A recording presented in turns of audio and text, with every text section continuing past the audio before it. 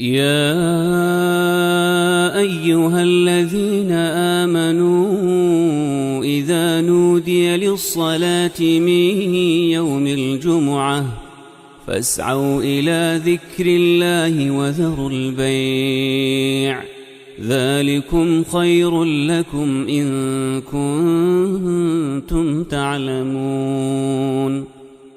الحمد لله رب العالمين، والصلاة والسلام على سيدنا وحبيبنا محمد وعلى آله وأصحابه أجمعين.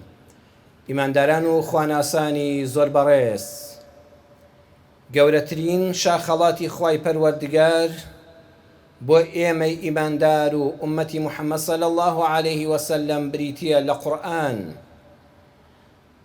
لە هاتنە خوارەوەی قورئانەوە هەتا ڕۆژی قیامەت خەڵکی سێ دەستن بەرامبەر بە قورئان، سێ جۆرن. جۆری یەکەمیان کافرەکانن، بێبڕواکانن. خوای پەروەردگار لە سوورەتی ئەلئەنبیا لە ئایەتی دوودا دەفەرمێ ما يأتيهم من ذكر من ربهم محدث إلا استمعوه وهم يلعبون. دەفەرمێ کافرەکان ما يأتيهم من ربهم، ئەوەی کە لەلایەن پەروەردگاریانەوە بۆیان دێ. جا بە وردی بەڕێزان سەیری وشەکان و ناسکیەکانی قورئانکەن.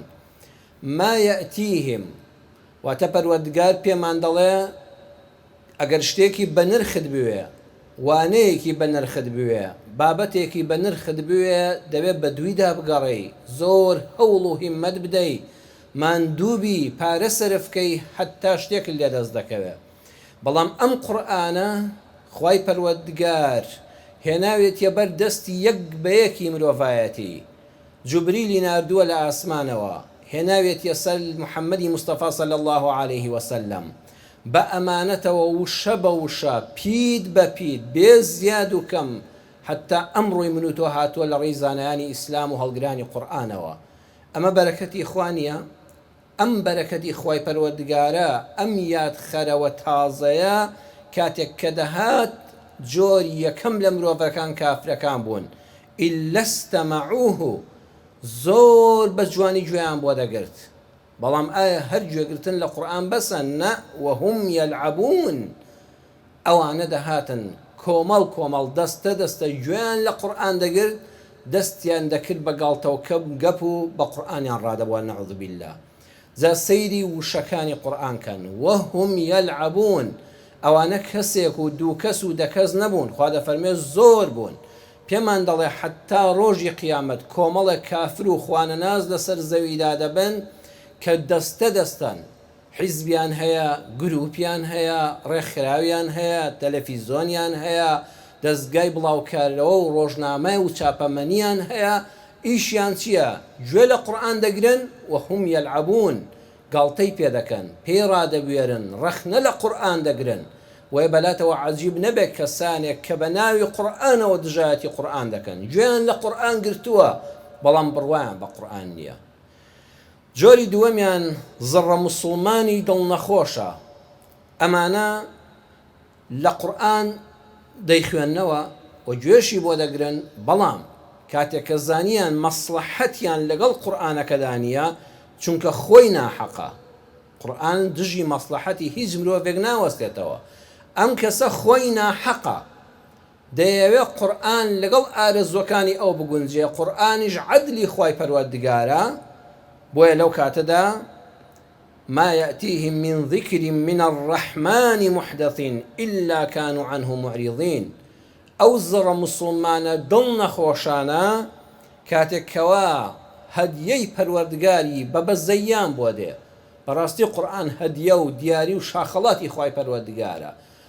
جا بسەیری وردی قورئان کە من الرحمن، نافەرمێ من الله، من الجبار، یان ناوە من الغنی، نا من الرحمن. ئەو پەڕی بەزەیی خوا لەگەڵ ئێمەدا ئەوەیە ئەم قورئانەی بۆ ناردوین. قورئانێک حتا دەیخوێنیەوە هەمیشە تازەیە، قەت کۆن نابێ. بەڵام ئەمانە ئیلا كانوا عنه معرضين. ئاەتەکان دقت بدەن. سوورەتی ئەلەنبیا ئاەتی 2، ئەمە سوورەتی ئەشعەرا ئاەتی 5. وشەکانیان وەکو یەکن. ما يأتيهم من ذكر من ربهم محدث أمشيان تنها يقو شيء فرقا ما يأتيهم من ذكر من الرحمن محدثين كافر كان إلا استمعوه وهم يلعبون قالتان بقرآن ذكر بي ذكرين بيان راد بوارد بلام أمزر مسلمانا جويل دقريه إلا كانوا عنه معرضين أمانة بجل قرآن دكان بجل بيامي قرآن دكان رويلي ورد شرخينا بو نمونا كسيك الله بروان بقرآن بلام كوت السد بشكردني ميرات چونکە دەزانێ بەشە گەورەکە لەو دەستێنرێتەوە مافی خۆشکی تێدایە مافی برای تێدایە مافی کەسانێکی تری مستحقی تێدایە دەڵێ من لەو کاتەدا بە قورئانیش ناکەم ئەوە بڕوای بە حساب بە قورئان هەیە بەڵام کاری پێ ناکە نمونەی وەکو ئەو کەسەوایە ئەڵێ فڵان دکتۆرە زۆر پزیشکی چاکە زۆر ڕێزی لێ دەگرم دەچم بۆ عیادەکەی بۆ نۆرینگەکەی ڕەچەتەی دەرمانەکان وەردەگرم بەڵام دەرمانەکان ناخۆم دەرمانەکانی بەکار ناهێن و بەکەڵک نایەن ئایا ئەمە ڕێزگرتنە لەو دکتۆرە نەخێت نیشانەی ئەوەیە بڕوات پێی نییە بڕوات پێی نییە بۆیە ئەو کەسەشکەوە میراتەکەی بە پێی حکمی قورئان دابەش ناکە کاسبیەکەی لە حەڵاڵ و لە حرامدا تەماشای قورئان ناکە بزانە داخۆ بە حەڵاڵی داناوە یان بە حرامی داناوە قورئان بەڕوون و ئاشکرای دەفەرمێ ڕیبا حرامە ئەشزانێ حرامە و هەردەشی خوا و قیل و قالی بۆ دەدۆزێتەوە هەروەها لە پەیوەندی کۆمەڵایەتیەکاندا لە بواری حکم و سیاسەتدا بڕوای بە قورئان دەڵێ بڕوان بە قورئان هەیە دەیخوێنمەوە گوێی بۆ دەگرم بەڵام ئیلا کانوا عنه معرضین لەو کاتەدا کە حکم و سیاسەت و فەرمانڕەوایی وڵات دێتە گۆڕێ بە حکمی قورئان ڕازی نییە دەستور و یاسایەکی تری دەوێت ئەمە زڕە موسڵمانی دڵنەخۆش سێمیان موسڵمانی ڕاست و ساخ موسڵمانی ڕاست و ساخ قورئانەکە دەخوێنێتەوە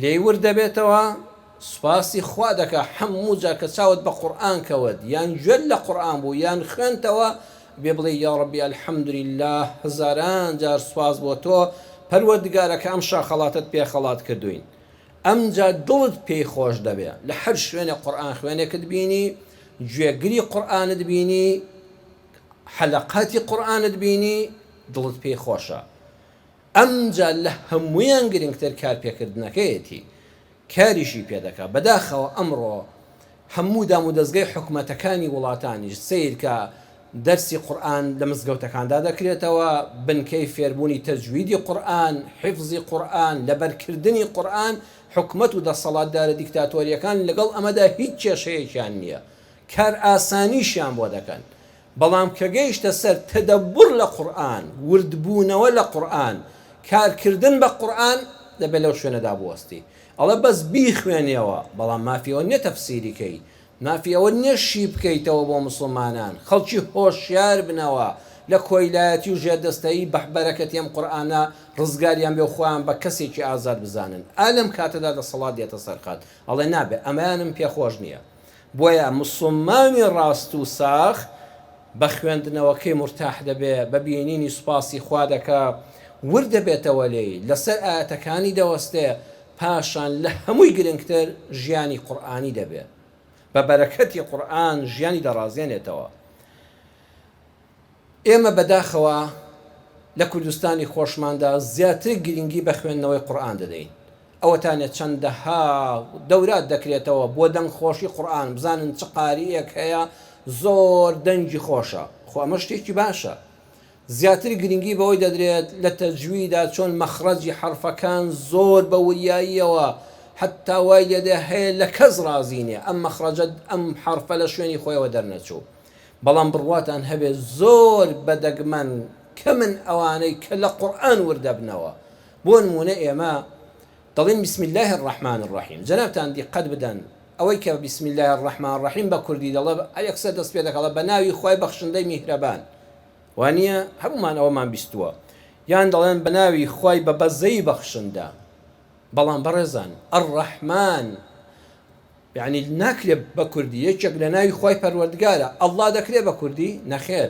ئەڕەحمانیش ناوی خوای پەروەردگارە ناکرێت بە کوردی دەبێ بڵێ بە ناوی ئەڕەحمانەوە بە ناوی ئەڵڵا کە ئەڕەحمانە ئەڕەحیم ناکرێت بە کوردی بەڵام فەرەزنا وا کردت بە کوردی وتت بە ناوی خوای بە بەزەی بەخشندە بە ناوی خوای بەخشندەی میهرەبان کە لە هەموو کتێبێک شتێکا لە وتارەکە دەنووسرێ.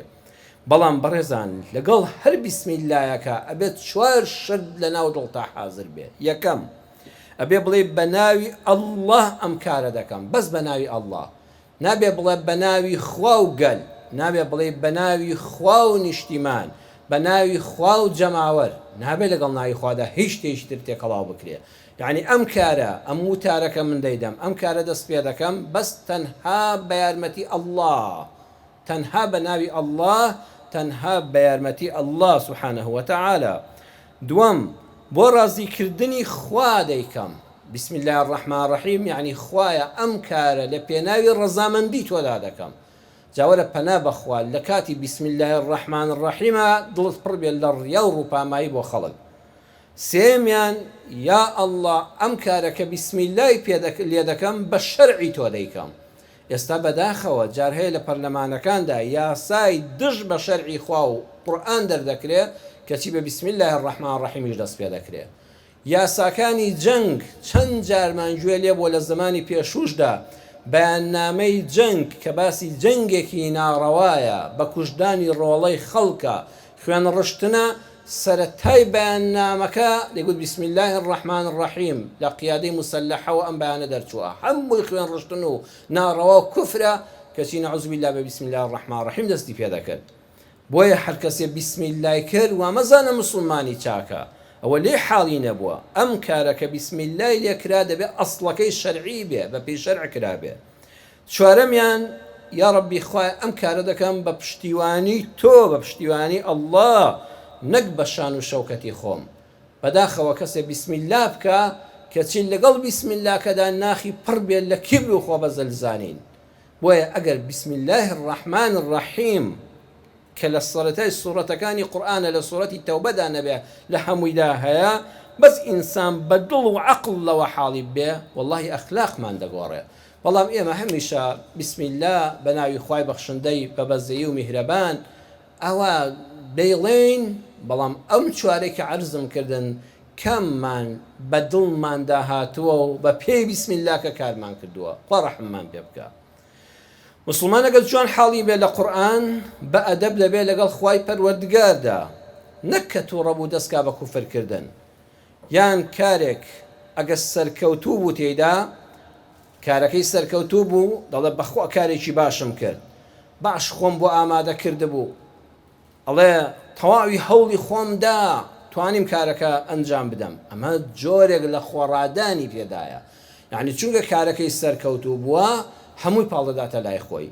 بەڵام ئەگەر کارەکەی سەری نەگرت، ئەگەر شکستی هێنا، ئەگەر خەڵک پەسندیان نەبوو، دەڵێ بەخوا کاری خوا بوو، چاولێ لەو کاتەدا نایداتە پاڵ خۆی، دەیداتە پاڵ ئەڵڵاه سوبحانەه وتەعالە نەعوذ بالله. بەڵام لە قورئاندا ڕێک پێچەوانەی ئەمە ڕاستە. لە قورئاندا خوای پەروەردگار لە سوورەتی ئەلکەهفدا لە باسی موسا و خضردا دوای جیابوونەوەیان خضر ڕوونی دەکاتەوە بۆ موسا کە نەتوانی سەبر بگیر لەسەر کارەکانم، ئەمە هۆکارەکانی بوو. یەکەمیان کەشتەکەی ڕزگار کرد لە مەلیکون یەأخوذ كل سەفینەة غەصبا، لە مەلیکێک لە پاشایە کە تەماحی کرد بۆ قوت و موچەی خەڵکیشەوە، وەکو ئەم کار بەدەستانی ئەم سەردەمە تەماح دەکەنە موچەی خەڵکیشەوە، بەخوا تەماح دەکەنە پارەی حەماڵێکی بازاڕیشەوە، ئەگەر بۆیان بکرێ باز لەسەر حەماڵیش دادەنێ دەسەڵاتی ببێ. ئەو پاشای ئەو سەردەمەش یەأخوذ كل سەفینەة غەصبا، کەبرە خۆی کاسبی دەکرد، بە چەند ماڵێک کەشتیەکیان هەبوو، خزمەت گوزار بوون، خەڵکیان لە بەحرەوە پێدەپەڕاندەوە، وەکو ئۆتۆمبیلێکی کەسابەتی ئەمڕۆ. ئەو پاشایە چاوی چڕداگرت بوو، نانی ئەوانەش ببڕێت، دەست بەسەر هەموو کەشتێکی سەلامەتا بگرێت.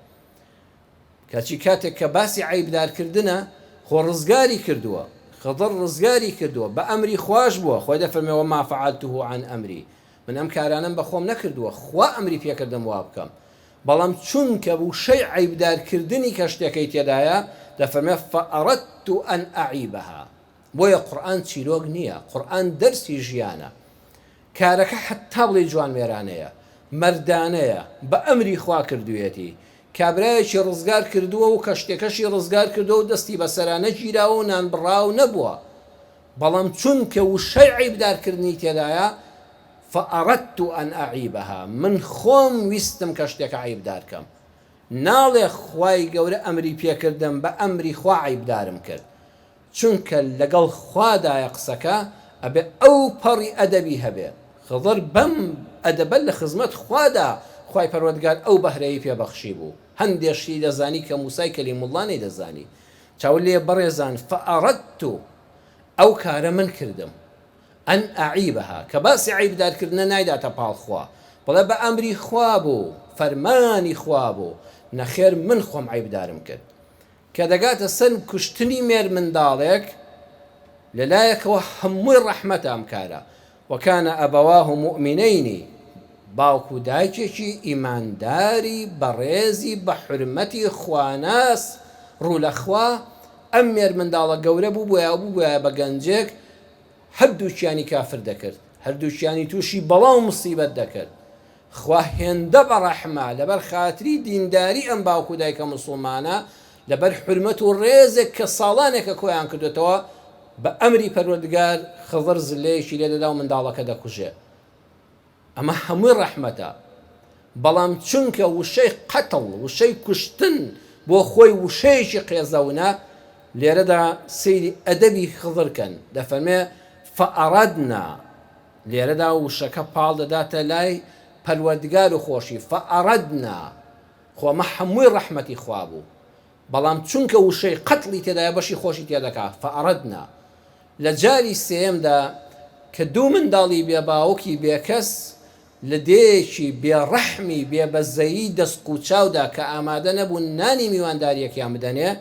ئالەو کاتەدا دیوارەکەیان بۆ چا دەکاتەوە خەزنە و ماڵەکەیان بۆ دەپارێزێ ئەمە یەک پارچە هەمووی ڕەحمەتە هەمووی جوامێریە هەمووی چاچیە هەمووی دەستخۆشیە لێرەدا قورئان دیقەت بدەن دەفەرمێ فەئەرادە ڕەبوکە خزر دەفەرمێ پەروەردگارت ویستی ناڵە فەئەڕەدت من ویستم نافەرمێ فەئەڕەدنا ویستمان نە ئەمە 100% هەمووی مەدح و ستایش و دەستخۆشی و چاکەیە خوایە هەمووی پاڵ دەدەمە لای تۆ فەئەرادە ڕەبوکە پەروەردگارت ویستی چاو لێیە ئای چەند لە قورئانەوە ئێمە دوورین کاتێک کە کارێک سەرکەوتوو دەبین سنگی خۆمان دەردەپەڕێنین خۆمان وامان کرد باشمان هەوڵدا خۆم سەعی چاکم کرد خۆم بەغیرەت بووم بەڵام کاتێک کە شکست دێنین لە کارێکە ئەڵێ بەخوا کاری خوا بوو قەزا و قەدەر بوو خوا مەیلی وا پێ بوو دەمانەوێت لە خۆمانی دووری خەینەوە نەخێر هەرچی چاکە لە دنیادا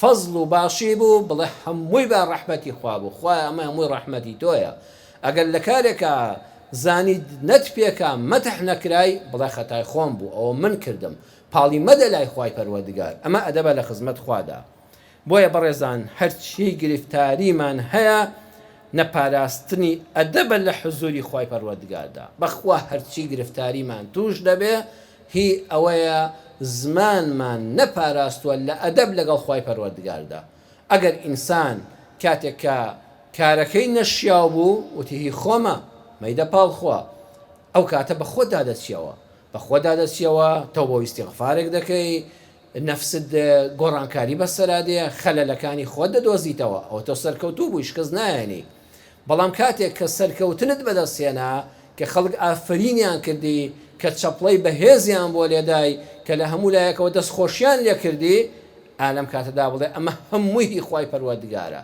ئەمە هەمووی فەزڵی خوایە ئەمە هەمووی بە فەرمانی خوا و ویستی خوای پەروەردگار بووە لەم کاتەدا تۆ لە خۆ بەزلزانین بە دوور دەبی کە ئینسانیش کە متەکەبیر نەبوو بەردەوام لە شکست بە دوورە چونکە ڕۆژ بە ڕۆژ بەرەو هەنگاوی جوانتر دەنێ خۆ بەزلزانین بچووکت دەکاتەوە تا چەند خۆت بەلاوە گەورە بێ ئەوەندە بچووک دەبیتەوە بۆیە ئینسان ئەگەر ئەدەبی هەبوو لە خزمەت خوای پەروەردگاردا بە دڵنیاییەوە خوا لە نەهامەتی دەیپارێزێ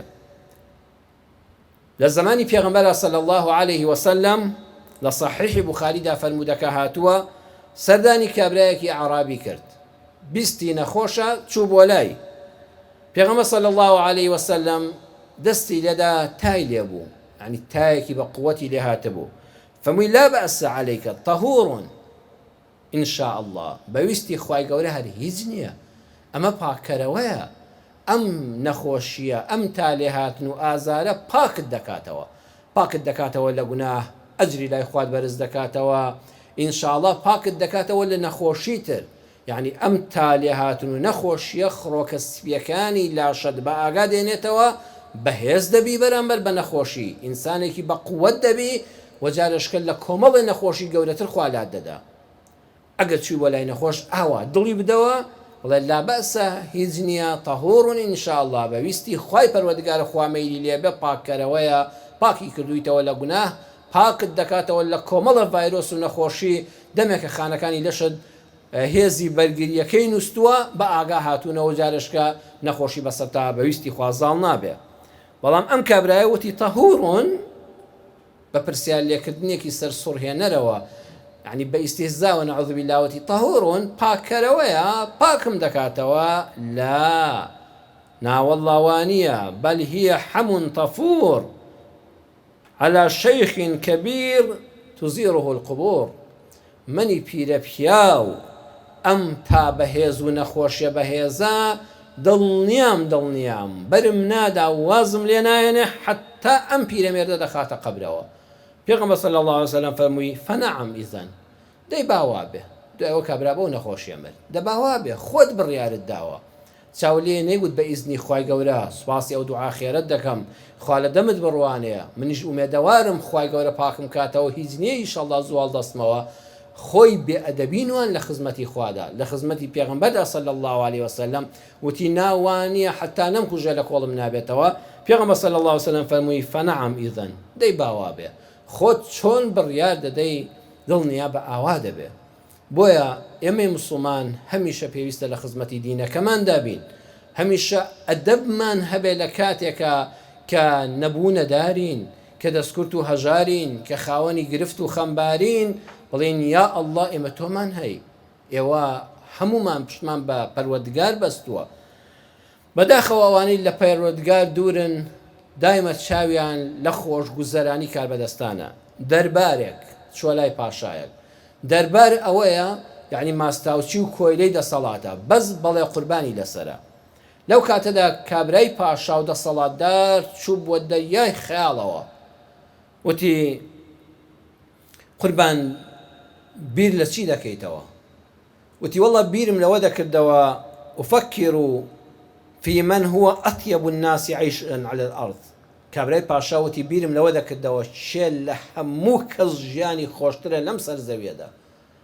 کابرای دەربار و کۆیلە و خزمەتکار وتی قوربان بیرکردنەوەی ناوێ، ڕێک جەنابتی کەس بە ئەندازەی تۆ لەم سەر زەویەدا خۆشحاڵ نییە.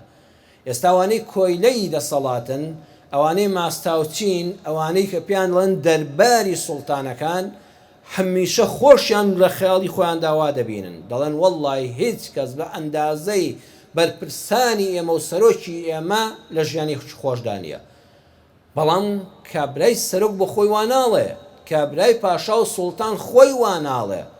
بۆیە وتی وەڵڵا نەتزانی، لە دەمیدا وتی وەڵڵا لەست ئەنا، هەی نەتزانی، هەی نەزان، وەڵڵا من نیم، منی پاشا لەبەر چاوی تۆوام، بەڵام لە ناخی خۆما ئەزانم کە من خۆشحاڵترین کەسی سەر زەوی نیم. لكن أطيب الناس عيشا، بەڵام خۆشحاڵترین کەس لەسەر زەویدا کە ژیانێکی خۆشی هەبێ ئەو کەسەیە هو رجل له دار واسعة، ئەو کەسەیە کە خانوویەکی فراوانی هەیە. خانووی فراوان بەڕێزان مەبەستی ئەندامانی خێزانە، کاکە تۆ دوو سەر خێزانی سێ سەر خێزانی 100 مەتر خانوو بۆ تۆ زۆری زیادە. بەڵام بۆ کابرایەک کە خێزانێکی زۆری هەیە و ماڵ و منداڵەکەشی هەموو بەیەکەوە دەژین، بۆ نمونە هەبووە لە کوردەواری یاچۆتە 15 سەر خێزان خانوویەکی 100 مەتری بۆ ئەو بچووکە. یعنی وتی خانوویەکت هەبێ بە ئەندازەی ئەندامەکانی خێزانەکەت لەگەڵ تا بگونجێ. ئەوە مەوایەک هەبێ شەوانە لەسەر جادە نەخەوی، لە ماڵی خەڵکا نەخەوی، بچیتەوە ماڵ و حاڵەکەی خۆت. وەزەوجەتون صالحە، هاوسەرێکت هەبێ، پاشاکەوتی ژنێکت هەبێ کە بەڕاستی صالحە بێ، بەڕاستی ئافرەتی چاک بێ، بەڕاستی ڕووخۆش بێ، زمان شیرین بێ، دڵ پاک بێ، دڵ پڕلەقین نەبێ، گوێڕایەڵی مێرد بێ.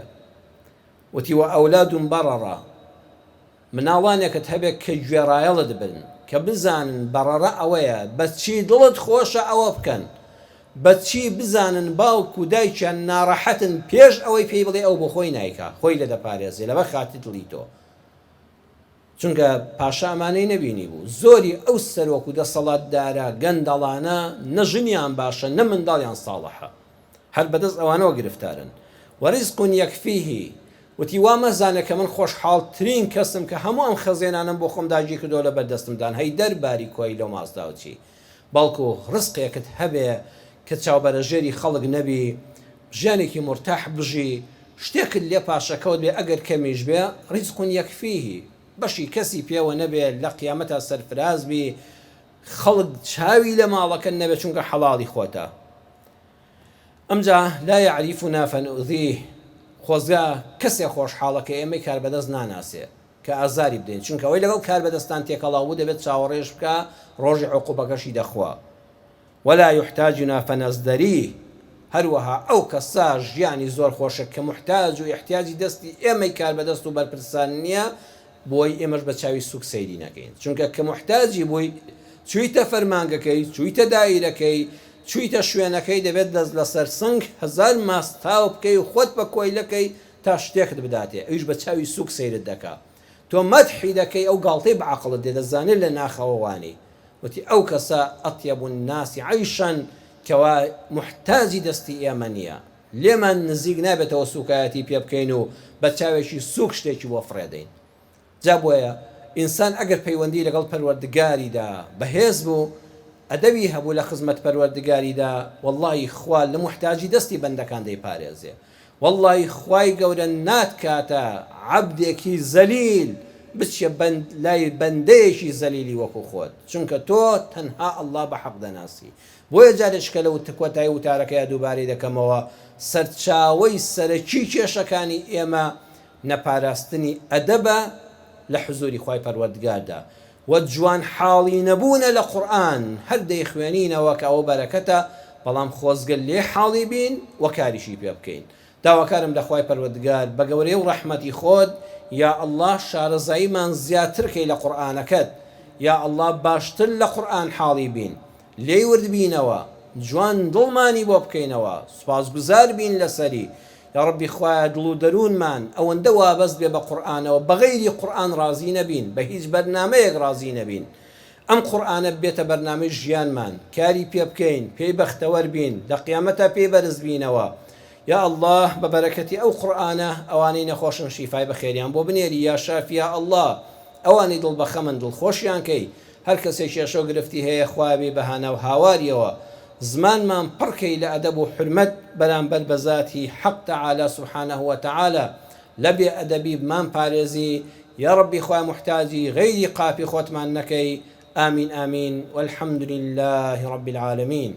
يا أيها الذين آمنوا إذا نودي للصلاة من يوم الجمعة فاسعوا إلى ذكر الله وذروا البيع ذلكم خير لكم إن كنتم تعلمون.